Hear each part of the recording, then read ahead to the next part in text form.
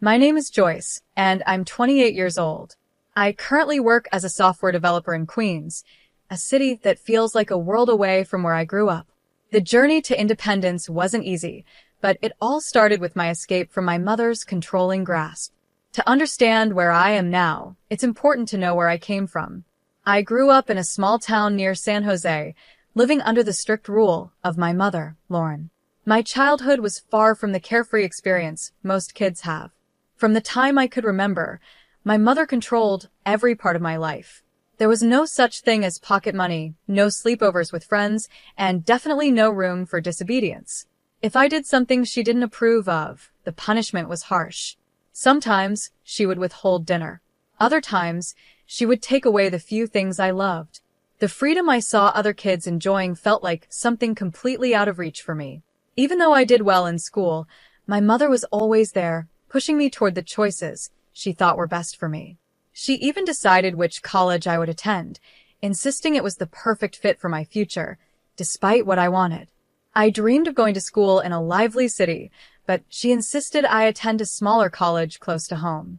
It felt like she would never let me out from under her control, no matter how much I wanted to break free. College, however, was where I first caught a glimpse of the freedom I craved. For the first time, I was able to make some decisions on my own. And after graduation, I grabbed the chance to move to Queens. I got a job at a well-known tech company, and for the first time in my life, I felt like I was living for myself. I found a small but cozy apartment not too far from downtown. It wasn't much, but it was mine, and that little space felt like a fortress of independence. Life in Queens was a refreshing change. I took delight in the simplest things. Walking to work, choosing my own groceries, and deciding my own schedule. Those small freedoms meant the world to me after years of being under my mother's thumb. For the first few months, everything felt perfect. But then strange things started happening. It was subtle, at first random phone calls with no one on the other end, odd messages that didn't make sense. Nothing concrete, but enough to make me uneasy. I tried to brush it off, telling myself I was just being paranoid after years of over-control. Then one evening, there was a knock on my door. It was my neighbor, Mr. Paul. He's a graphic designer, a bit older than me, with a kind and gentle demeanor. He's always been polite whenever we crossed paths. "Joyce, can I talk to you for a minute?" he asked, his voice carrying a tone of concern. "Sure, Mr. Paul. What's going on?" I replied, feeling a small knot of anxiety form in my stomach. Doing my best to hide the nervousness creeping into my voice. Mr. Paul looked genuinely worried. "I just saw someone acting suspiciously near your apartment," he said, his brow furrowed. "I thought you should know. They might be trying to get inside." My heart started pounding. I hadn't noticed anything strange myself, but the thought of someone trying to break in made my stomach churn. "Are you sure?" I asked, trying to sound calm. It could have been someone just passing by. "I'm positive," he insisted, his tone firm. "I think you should check it out." With my mind racing, I unlocked my apartment door and stepped inside. At first glance, everything seemed normal, but my anxiety was through the roof. Just as I was about to take a deep breath and relax, something caught my eye, a purse sitting on the table. It wasn't mine. I knew that instantly. It was a sleek, expensive designer purse, the kind I would never buy for myself. It looked so out of place in my apartment. Panic gripped me as I quickly thought about calling the police, but then something stopped me. Inside the purse, I noticed a folded note. My hands trembled as I reached for it, my heart racing even faster. Slowly, I unfolded the note, and my breath caught in my throat as I read the words. "I'm sorry, Joyce. I had to come. I've been watching you. I needed to know if you were okay." It was from my mother. I stared at the note in disbelief. My mother, Lauren, had been in my apartment. My emotions flipped from shock to anger in an instant. How had she found me here? How long had she been watching me? I felt a surge of betrayal course through me. My mind was swirling with questions when I remembered the purse. It had been a gift from her, one of the many gifts she had sent me over the years. At the time, I hadn't thought much of it, but now it all made sense. She must have hidden a tracking device inside the purse.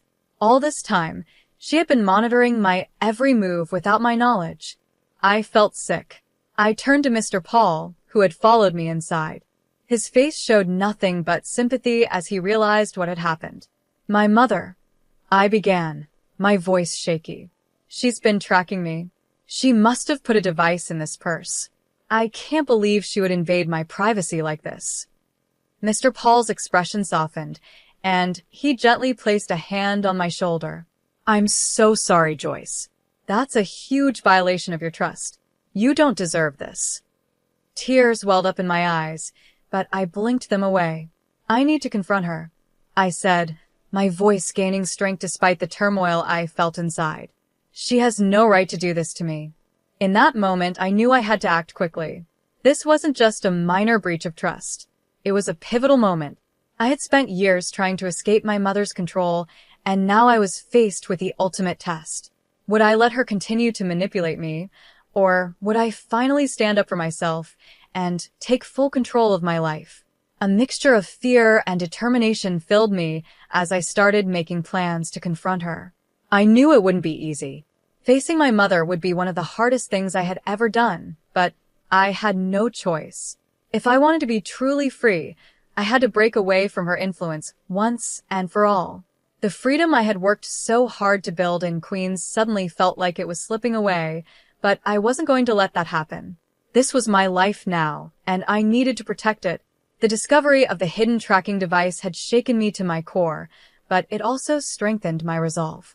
This was my chance to take control of my future, no more living in her shadow. With every passing moment, my anger and resolve grew stronger. I had escaped her once, and I was determined to do it again, this time for good. I couldn't believe Lauren had crossed such a line. My life in Queens was supposed to be my escape, my chance to finally breathe freely, far away from her overbearing control.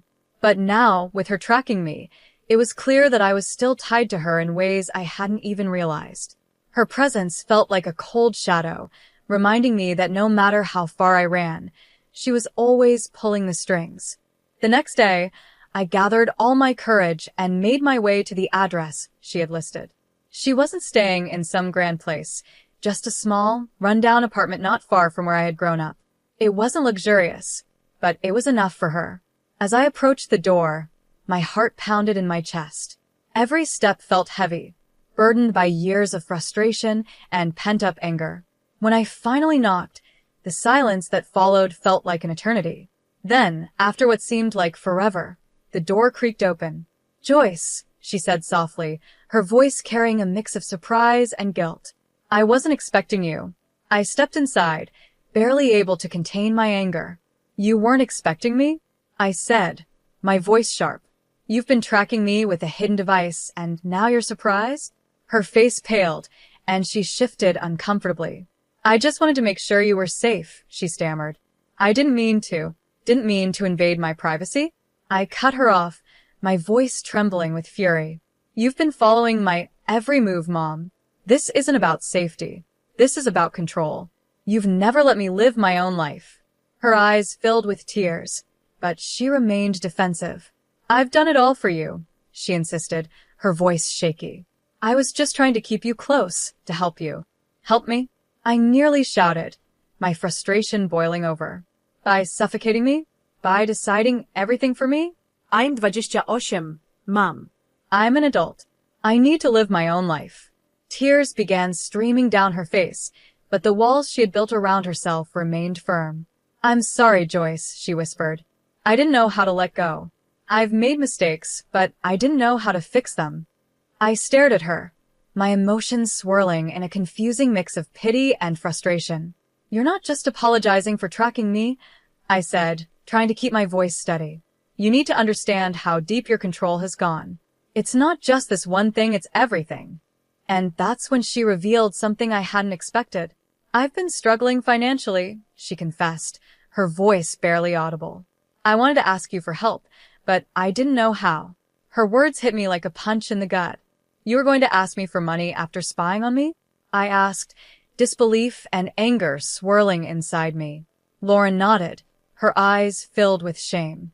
"I've been in debt," she admitted, her voice barely above a whisper. "I've spent more than I should have, and I thought maybe if I kept an eye on you, I could figure out a way to fix things. A cold rage built inside me. You've been spying on me to figure out how to get money from me? I said, my voice icy. That's despicable. You've manipulated and controlled me for years, and now you want to use your invasion of my privacy to solve your own problems. She tried to reach out to me, her hands trembling. Joyce, please, she begged. I didn't mean for things to get this way. I took a step back, feeling the weight of everything crashing down on me.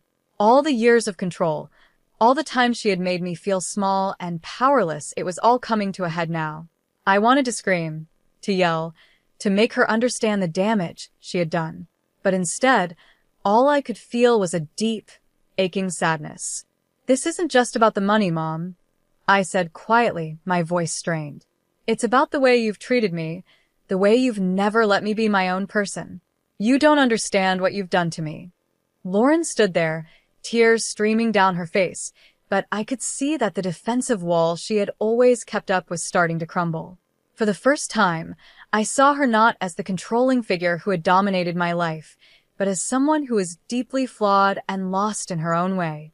Yet, despite that, I knew I couldn't let her continue to manipulate me. I need space, I said finally, my voice firm. I need to figure out my life without you constantly hovering over me. I can't keep living like this. She nodded, her face crumpled with regret, but I could tell she didn't know how to fix what she had broken. And maybe she never would. As I walked out of that apartment, a weight lifted off my shoulders. It wasn't easy, but I knew this was the first real step toward reclaiming my life. For the first time in a long time, I felt like I was finally breaking free from the grip she had held on me for so many years. This wasn't just about privacy or money, it was about my future, and I was ready to take control of it once and for all. I'm sorry. My mother's words felt hollow, like she was saying them out of habit, not because she truly meant them. I shook my head, feeling the weight of the years of manipulation pressing down on me. I can't do this anymore, Mom, I said firmly, my voice trembling with emotion. I can't keep letting you control my life, even from a distance. Leaving her apartment, a flood of emotions overwhelmed me: sadness, anger, and a strong sense of determination. I knew deep down that the only way to truly reclaim my life was to cut all ties with her. This wasn't just about the tracking device or her attempt to ask for money. It was about breaking free from years of emotional control, from a childhood and adulthood shaped by her manipulations. As soon as I got back to my apartment, I sprang into action.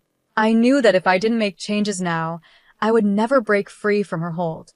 The first thing I did was get a new phone. I didn't trust that my current number or device hadn't been compromised in some way.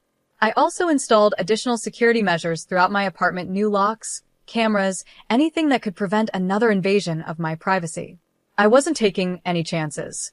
I then made a bigger decision. It was time to leave this apartment and find a new place to live, somewhere far away from her reach. I started looking for a new place that would give me the fresh start I needed, but it didn't end there. I contacted a lawyer to begin the process of legally separating myself from her. I needed to take every step necessary to make sure she had no control over any part of my life, even legally. Each of these steps filled me with both relief and heartache. I had longed for this freedom for so many years, but now that I was finally taking the steps to claim it, the cost was higher than I'd expected. It wasn't just about moving on from my mother's control, it was about rebuilding myself. I had to rediscover who I was outside of her influence, to find my own sense of autonomy and self-worth. As I began packing up my belongings and preparing for the move, Mr. Paul became a surprising source of support. He offered to help with the logistics and, more importantly, he provided a kind ear during some of my toughest days. We spent more time together, and his steady presence became a small comfort in the middle of the chaos I was navigating. I hadn't expected to rely on him, but his kindness made everything a little more bearable. However, the battle was far from over. The more I distanced myself from Lauren, the more I realized just how deeply her manipulation had affected me. It wasn't just about what she had done recently. Her influence had shaped the way I viewed relationships and trust in general. I was beginning to see how her actions had controlled every aspect of my life, from the smallest decisions to the biggest moments. Confronting my mother was only the first step. I knew I had a long journey of self-discovery and healing ahead of me. It was daunting, but at the same time, I knew it was necessary.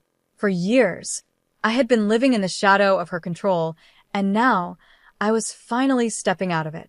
The struggle for my independence had only just begun, and I had to prepare myself for the challenges that lay ahead.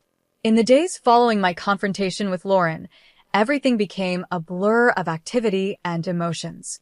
I finally moved into a new apartment, far from the small town near San Jose, where I had spent my childhood. My new place felt like a fresh start. It was modern and bright, with big windows that let in streams of natural light, a stark contrast to the cramped spaces I had known before. It was the kind of place where I could begin to feel like I had control over my own life, where I could breathe freely without the weight of my past pressing down on me. But even as I settled into my new surroundings, the emotional burden of everything that had happened still lingered. Moving into this beautiful apartment was a huge step forward, but the scars from years of manipulation didn't just vanish. I knew it would take time to heal. The path to independence wasn't just about changing my location, it was about changing my mindset, letting go of the emotional chains that had bound me for so long. With each passing day, I felt a little stronger, a little more sure of myself. I was finally carving out my own life, on my own terms.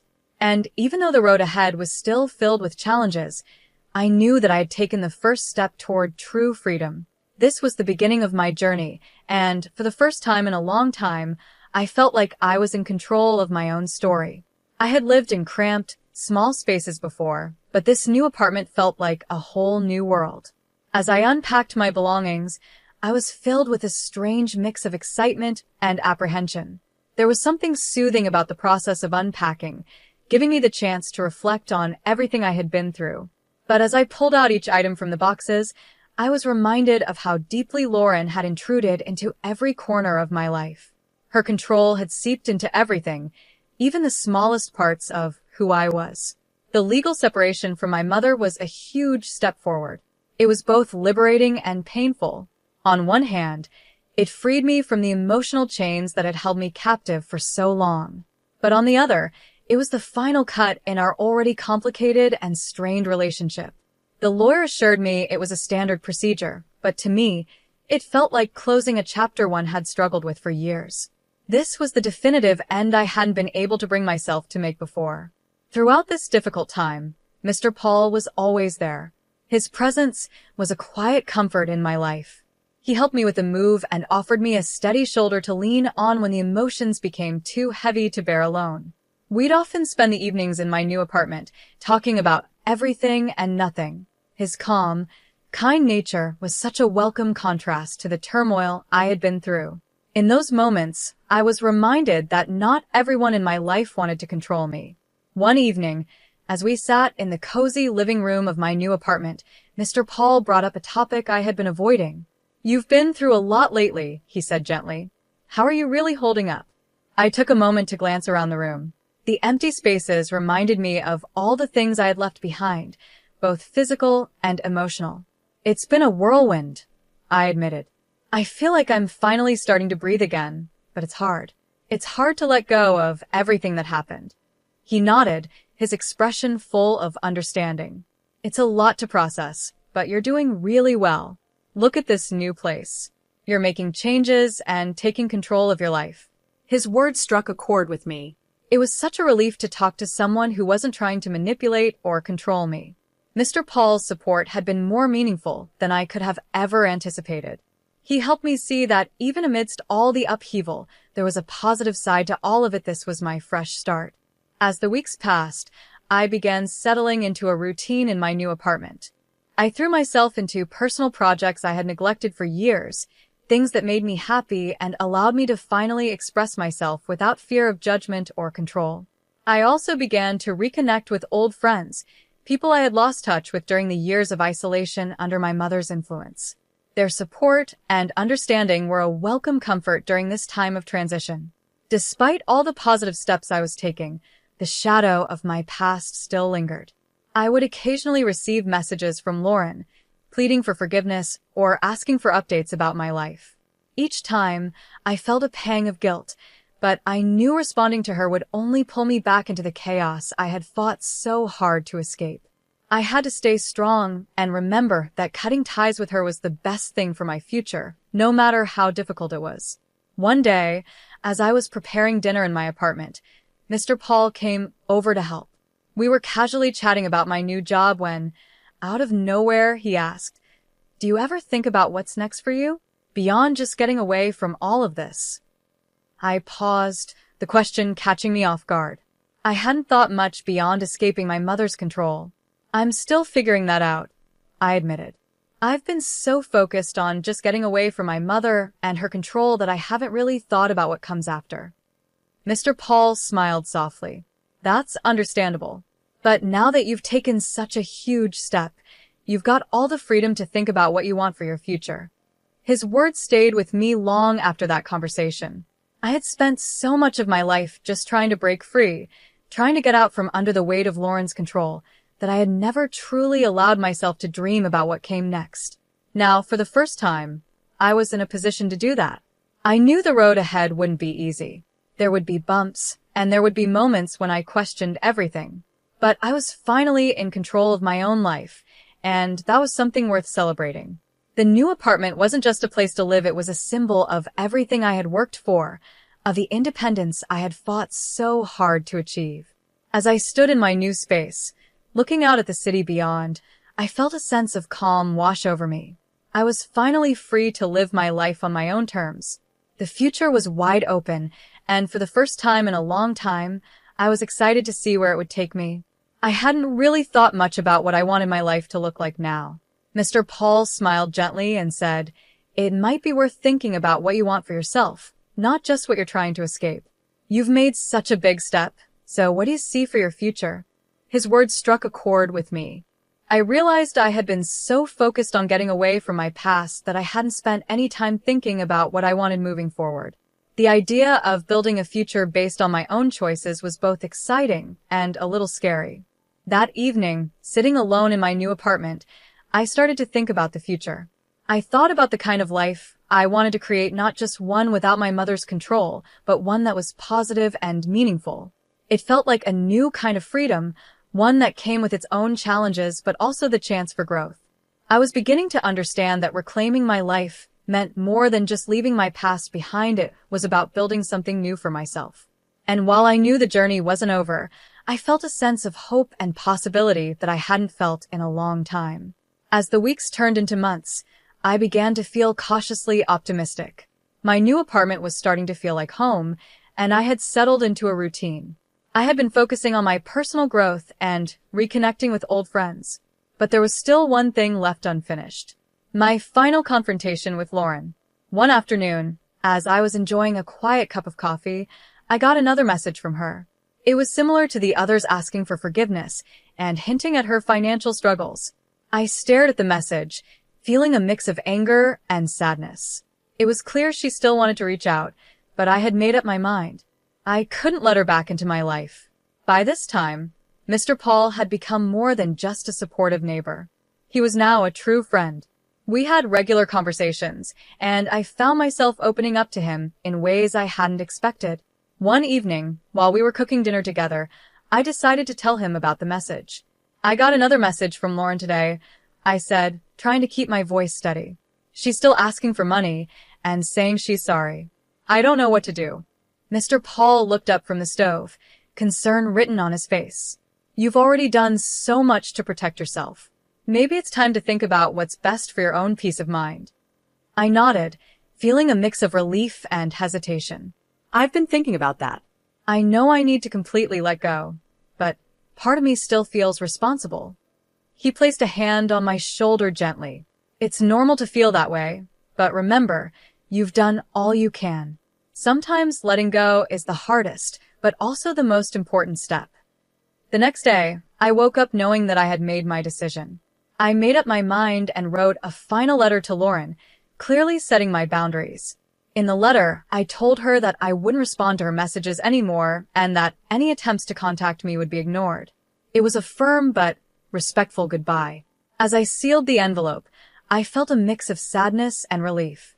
It marked the end of a difficult chapter in my life, but it also showed my commitment to moving forward without letting the past weigh me down. 10 days later, I had another heartfelt conversation with Mr. Paul. We were sitting in the park, enjoying the cool autumn breeze. He was quietly watching the leaves change colors when he turned to me with a thoughtful look. "Joyce, you've been through so much, and I'm really proud of how far you've come," he said softly. "But I've also noticed something else. There's a light in you now that wasn't there before. You seem more at peace." I smiled, feeling a warmth inside that I hadn't felt in a long time. "Thank you. It's been a long journey, but I think I'm finally starting to find my way. I'm learning to focus on what I want, not just what I've been running from." Mr. Paul smiled back, his eyes full of kindness. "It's wonderful to see you like this. And I'm here for you, whatever you need." His words stayed with me long after we said goodbye. I felt a new sense of hope and determination. For the first time in years, I was beginning to picture a future that was truly mine, built on my own dreams and goals. As the year came to an end, I took some time to think about all the changes I had made. My life was still a work in progress, but I no longer felt trapped by my past or by my mother's control. I was learning to make my own decisions and embrace the possibilities ahead of me. One evening, while sitting by my apartment window, watching the city lights, I thought about everything I had gone through. I felt both proud and relieved to know I had come out stronger on the other side. There was still some uncertainty about the future, but there was also the exciting promise of new beginnings. In the end, breaking free from my mother's influence wasn't just about gaining independence, it was about finding my own path and having the courage to walk it. As I looked toward the future, I felt at peace knowing that, for the first time in a long while, I was truly in control of my own life.